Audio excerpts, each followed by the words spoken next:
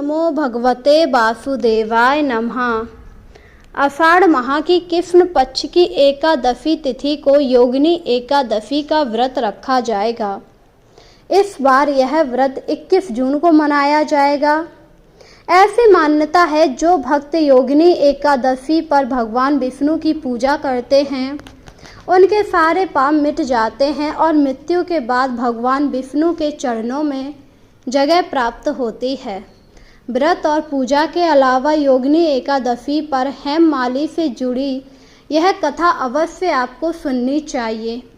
तो आज हम आपको बताएंगे योगिनी एकादशी से जुड़ी व्रत कथा, जिसके प्रभाव से कोढ़ रोग मुक्त हो गया था। तो एक बार युधिष्ठिर ने वासुदेव से पूछा, आषाढ़ के कृष्ण पक्ष में जो एकादशी होती है उसका क्या नाम है, कृपया करके उसका वर्णन कीजिए। तब भगवान श्री कृष्ण बोले, हे श्रेष्ठ, आषाढ़ के कृष्ण पक्ष की एकादशी का नाम योगिनी एकादशी है।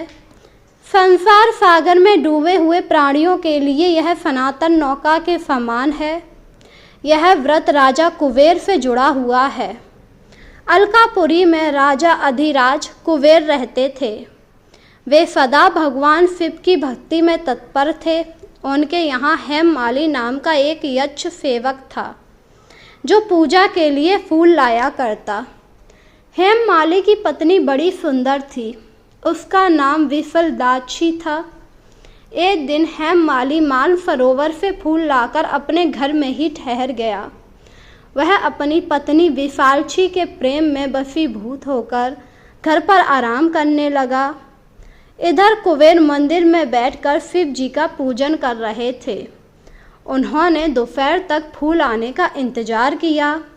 जब पूजा का समय समाप्त हुआ तो यक्षराज गुस्सा होकर सेवक से पूछे, हेममाली क्यों नहीं आ रहा?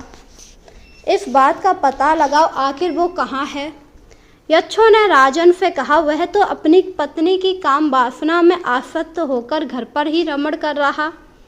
उनकी बात सुनकर कुबेर को बहुत गुस्सा आया और तुरंत ही हेममाली को बुलाया। कुबेर ने क्रोध में कहा, ओ पापी, ओ दुष्ट, तूने भगवान की अवहेलना की। हेममाली को राजा कुबेर ने क्रोध में श्राप दे दिया कि तुझे ये स्त्री वियोग सहना पड़ेगा तथा मृत्यु लोक में जाकर कोढ़ी हो जाएगा।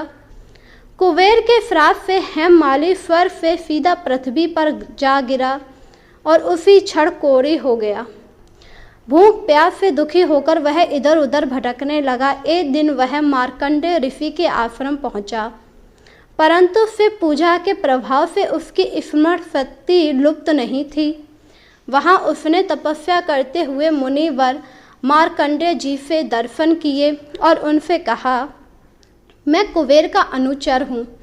मेरा नाम हेममाली है। मैं प्रतिदिन मानसरोवर से फूल लाकर शिव पूजा के समय कुबेर को दिया करता। एक दिन पत्नी के सुख में फंस जाने के कारण मुझे समय का ज्ञान नहीं रहा, इसीलिए उन्होंने कुपित होकर मुझे श्राप दिया, जिससे मैं आक्रांत होकर अपनी पत्नी से बिछड़ गया हूँ। मार्कंडेय जी, आप ही हैं। अब आप ही कोई ऐसा सुझाव दीजिए जिससे मुझे ये कोढ़ रूप से मुक्ति मिल जाए और मुझे मेरी पत्नी वापस मिल जाए। यह सब सुनकर मार्कंडेय ऋषि मुस्कुराए और उन्होंने कहा, तुमने यहाँ सच्ची बात कही, असत्य बात नहीं कही। इसीलिए मैं तुम्हें एक व्रत बताता हूँ। तुम आषाढ़ के कृष्ण पक्ष में योगिनी एकादशी का व्रत करो। अगर तुम योगिनी एकादशी का व्रत करोगे तो तुम्हारा ये कोढ़ रूप मुक्त हो जाएगा। इसी के साथ तुम्हें फिर से कुबेर के अधिपति हो जाओगे। यह सब सुनकर वह यक्ष काफी खुश हुआ। मार्कंडेय ऋषि के उपदेश से उसने योगिनी एकादशी का व्रत किया, जिससे उसके शरीर का कोढ़ दूर हो गया। इसके बाद वह फिर से स्वर्ग पहुंच गया और कुबेर के पास फिर से पहले की तरह निर्वाह करने लगा। इस कथा के पढ़ने तथा सुनने से मनुष्यों के सारे पाप मुक्त हो जाते हैं।